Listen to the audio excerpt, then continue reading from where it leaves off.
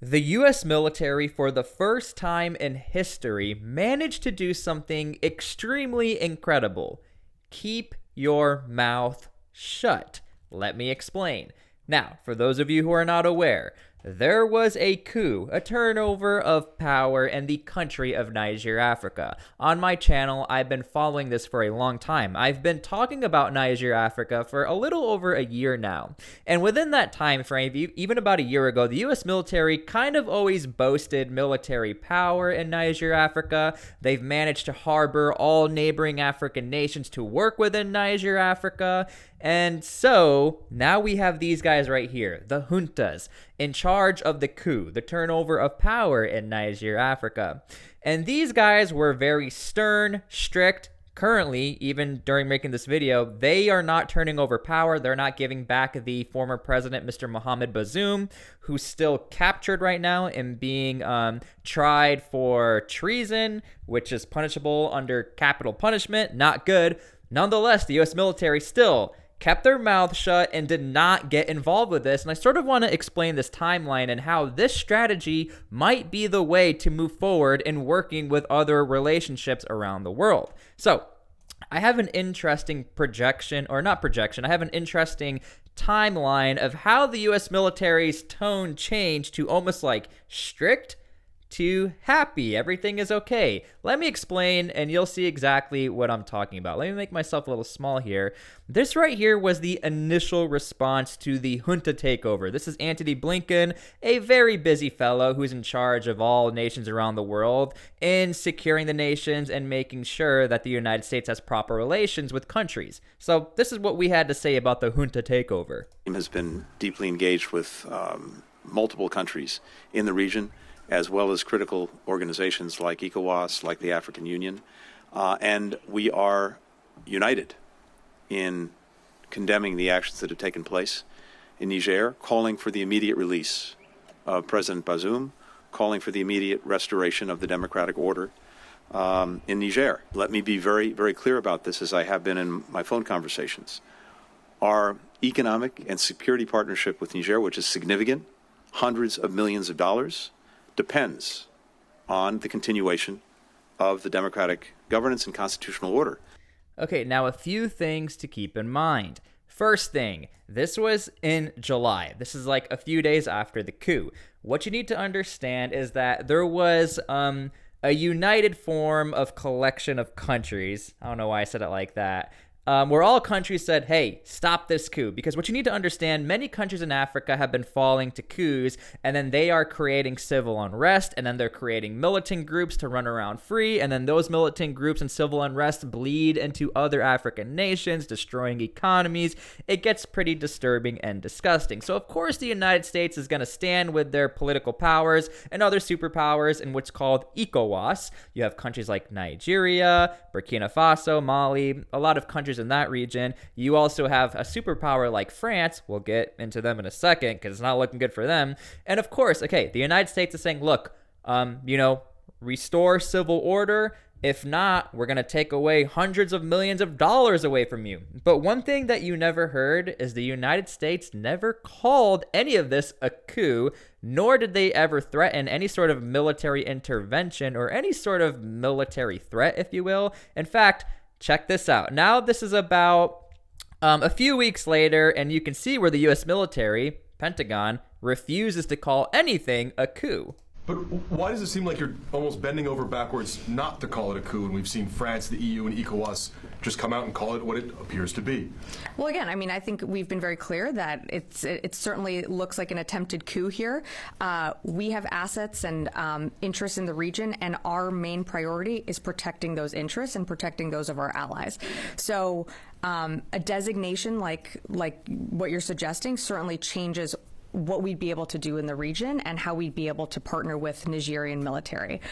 So there you go. The gist of it is, look, we got to protect our assets. We got to be careful. We're not going to jump on the bandwagon and just immediately try to destroy the junta, because let's be honest, if the U.S. military wanted, they could completely topple the junta. They could take over the government, but then what? Now you have even more civil unrest. But again, the point of this video is to show you how if the U.S. military just stays patient, just stays silent, things start to eventually work out. Because now, check this out.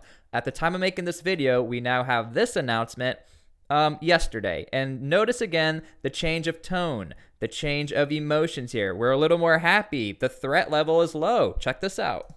On Niger, we've heard from officials that U.S. troops will be moved, repositioned within the country, and that some number of troops will be removed. Can you speak to that? And is there any threat perceived for U.S. troops at this time? Sure. So in terms of Niger, there's no perceived threat in terms of any threat to U.S. troops and no threat of violence on the ground. This is simply a precautionary measure. So what we're doing right now is the department is repositioning some of our personnel and some of our assets from Airbase 101 in Niamey to Airbase 201 in Agadez. But it's simply precautionary. Our force posture hasn't changed in Niger. Our position remains the same, that we hope that the situation on the ground gets resolved diplomatically, but would just reemphasize that there's no immediate threat to U.S. personnel or violence on the ground. Okay. Is the U.S. conducting counter-terror missions out of the country at this point?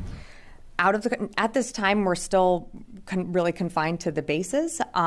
We are, again, moving personnel and assets, but we're not conducting joint operations or training with the Nigerian military.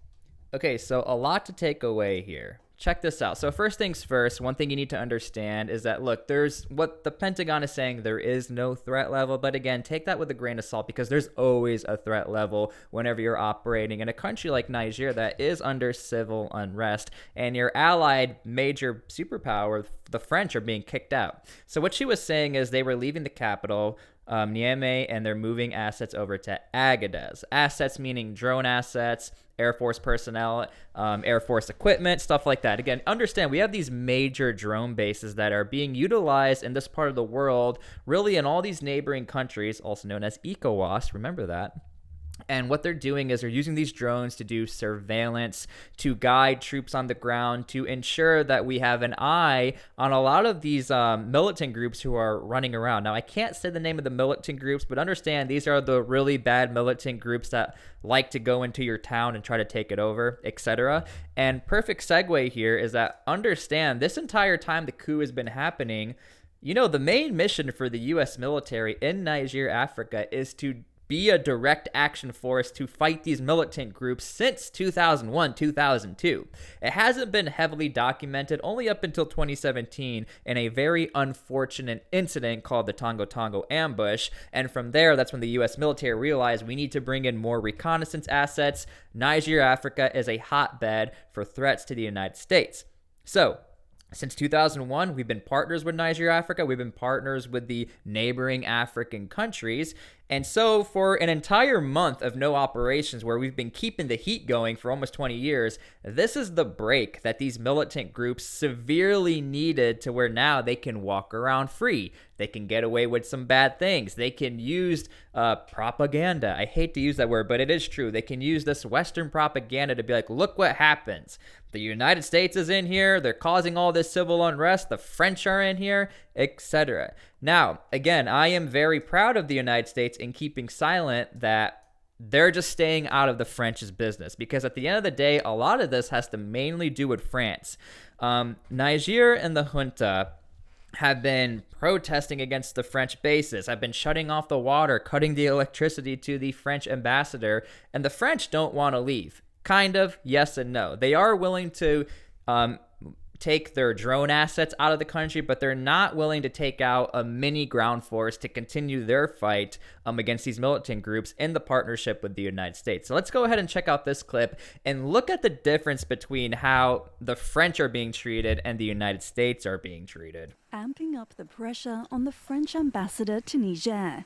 The country's military government rescinded Sylvain Itté's diplomatic immunity on Thursday and threatened to... Okay, so first things first, right there. The ambassador of Niger, they took away his diplomatic immunity. He is in Niger illegally because he refused to leave Niger. So that's the first thing right there. Niger never, ever messed with the United States' anything. None of the assets, none of the ambassador, nothing. And threatened to deport him if he didn't leave the country. But the French President Emmanuel Macron continued to hold firm in his refusal to engage with the junta. Second thing right here, the French president instigating from France saying, we're not going to work with you. The former president is my ally. He needs to be there. Again, none of this came from the United States. The only statement I could find of President Biden actually saying something is, yeah, this is not good. Hopefully it's not a coup. You know, he kept it very quick and short. I speak to President Bazoum every day. We support him and we don't recognize the coup leaders. We aren't listening to their demands because they have no legitimacy to make them. The show of support for Mohamed Bazoum sparked the ire of Niger's military leaders, who immediately responded to the French president. These comments are a further and flagrant interference in Niger's domestic affairs. So now you see how if the French would just keep their mouth shut and try to work things through diplomacy and peace, now you don't have this press conference. They're seeing everything you're seeing, guys. Like, we like to think of Africa as they're all third world countries. They don't have internet. They don't know what's going on. The biggest myth in human history. They see everything. They have decent intelligence. They know what's happening, and they don't like the French president. Most of the international community continues to recognize Bazoum as Niger's lawful leader, with West African bloc ECOWAS still considering military intervention to reinstate the president. But the military government can count on the support of large swathes of the population. On Friday, thousands of protesters gathered outside an army base in Niamey. Yeah, this right here now is the last step right here. Peaceful demonstration. In fact, Niger was stopping these guys from trying to storm the French military base. This right here, when this is at the front doorstep of your military bases or embassy, it's a wrap. It's very hard to get away from this, especially with all of the things that the French were saying. Now, one thing I do want to say, I got to give a little bit of props over to the U.S. Marines in the U.S. Embassy over in Niger as well. They're in the capital. And one thing I always do like to point out, they actually share some area right here with the French. The French right here, in their space here, the United States right here. And the United States, of course, they got themselves a nice little pool. Just wanted to point that out. So again, I hope you guys are seeing the progression of things over in Niger, how it's actually been quite interesting to cover this story from the very beginning up until now, where things are still progressing, where the United States does not feel like they are at threat at all. The United States has almost never been talked about, not by Niger, not by anyone. It's very difficult to even find a news story about the United States, only up until the other day from the time I'm making this video. But again, this is the strategy that seems to be working. Just keep your mouth shut. Don't let anyone know what you're doing. Try to be as transparent as possible. Try to do things through peace. Because, again, the U.S. military could topple this government. They could take on Niger. It would be the easiest thing ever. But then it would turn into more turmoil in the long term. So, look, the United States, keep doing your thing. I'm proud of you. And, again, I just wanted to make this video to show you guys how, you know, sometimes strategies like this work. You don't always have to be like, look, we have tanks, we have helicopters, we have the A-10 Warthog. Just stay silent and things may work in your favor. Good job, U.S. military. I'm proud of you.